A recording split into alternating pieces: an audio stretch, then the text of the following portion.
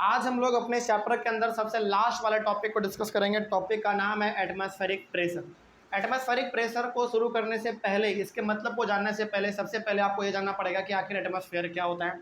देखिए, the layer of air above the earth is called atmosphere, यानी कि जो हमारा पृथ्वी है इसके ऊपर ना एयर का लेयर बना हुआ है, यानी कि अलग अलग परत बना हुआ है, उसी को हम लोग कहते हैं एटमॉस्फेयर।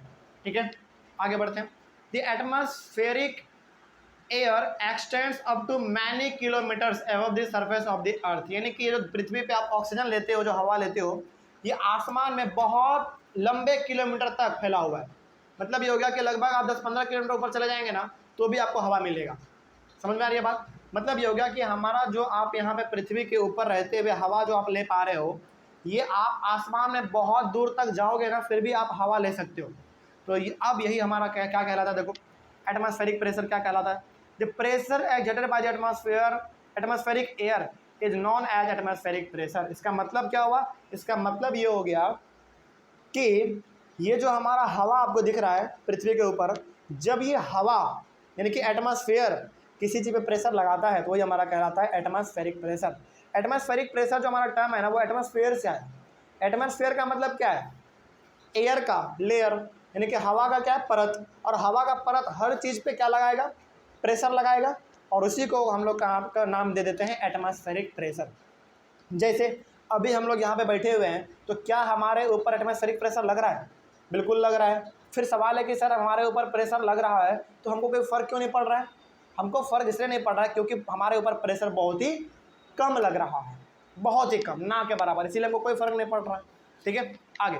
तो atmospheric pressure acts in all direction even upwards. तो एटमॉस्फेरिक प्रेशर भी हमारा हर डायरेक्शन में लगता है, ईस्ट वेस्ट नॉर्थ साउथ, हर जगह पे हमारा ये प्रेशर लगेगा, क्योंकि इसका नाम ही है atmospheric pressure.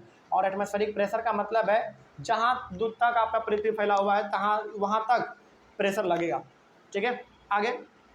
As we go up in the atmosphere from the surface of the earth the atmospheric pressure goes on decreasing. देखिए, जैसे जैसे हम लोग धरती से ऊपर जाते जाते हैं वैसे वैसे हमारा हवा जो है ना ज़्यादा होता जाता है या कम होता जाता है? बताइए।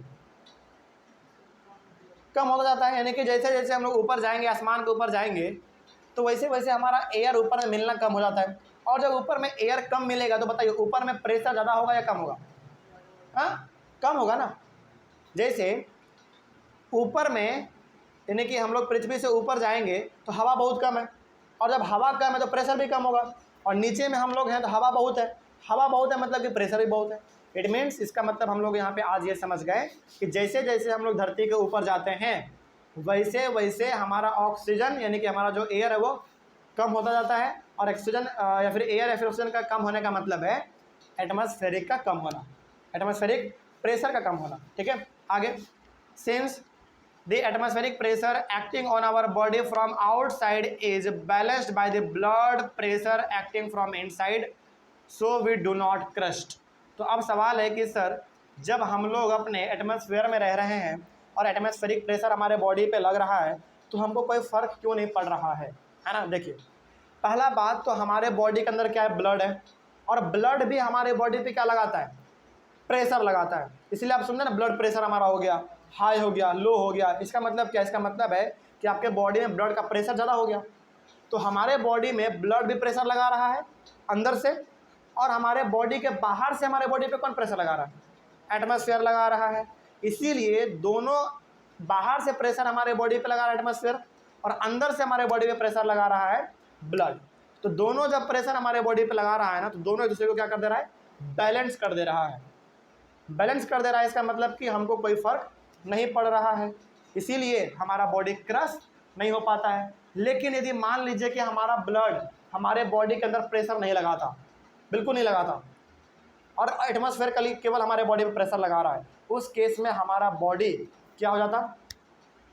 एकदम पिचक जाता, पूरा पिचक जाता। इसीलिए यहाँ पे अब आप इस बात को याद रखिएगा कि हमारे बॉडी के अंदर, हमारे बॉडी में ब्लड प्रेशर लगाता है, और हमारे बॉडी के बाहर कौन प्रेशर लगाता है? हमारे बॉडी के ऊपर एटमॉस्फेयर लगाता है, जिसके वजह से हमारा बॉडी क्या है? न्यूट्रल है। इसीलिए हमारा बॉडी क्रश नहीं हो रहा है, हम लोग टूट के बिखर नहीं जा रहे हैं। कोई दिक्कत इसमें? चलो, तो ये भी हमारा हो गया एटमॉस्फेरिक प्रेशर के बारे में।